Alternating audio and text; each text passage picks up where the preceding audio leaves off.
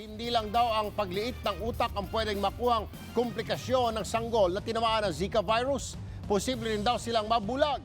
Tinitingnan din ang posibilidad na maipapasa sa pamagitan ng pagtatalik ang naturang sakit. Umaksyon si Trish Roque. Kaliwat kanan ng fumigation sa Brazil para makontra ang pagdami ng mga lamok na hinihinalang may dalang Zika virus. Base sa pag-aaral, hindi lang microencephaly o underdeveloped na utak ang posibleng idulot ng virus.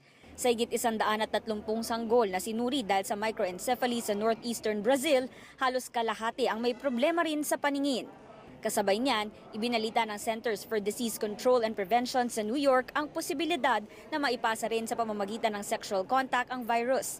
Isa kasi sa mga biktima ang nakitaan daw sa semilya ng Zika virus 2 linggo bago siya nakaramdam ng sintomas. Pero ang pangunahing dahilan pa rin daw kung bakit siya nagkasakit ay dahil nakagat siya ng carrier na lamok. That said, we want all travelers to take good mosquito preventive actions for themselves and their families whenever they're traveling, not just for Zika, but with the large number of mosquito-borne diseases that one can contract during travel. Sa ngayon, ang mga bansang Chile at Canada na lang ang wala pang naitatalang kaso ng Zika virus sa American continent.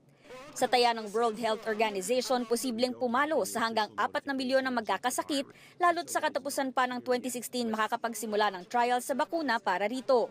So this virus has been on the move for some time. So a lot of people have been exposed to this virus already in those areas, but it will continue to move would be the expectation. Sa kabila nito, hindi pa inirerekomenda ng ating Department of Health ang paghihigpit sa mga pumapasok na dayuhan sa bansa. Hindi naman daw tulad ng MERS-CoV o Ebola ang Zika na nakukuha sa hangin. Ang problema, nasa Pilipinas ang lamok na kayang mag-transmit ng Zika virus. Kaya ang maipapayo sa ngayon ng ahensya, umiwas sa lamok. Do not expect the government to be the ones doing the cleaning in your area. I guess it's your responsibility at home to do that. Umaaksyon, Trish Roque, News 5. Be sure to come back. Use 5 everywhere. Copyright 2016.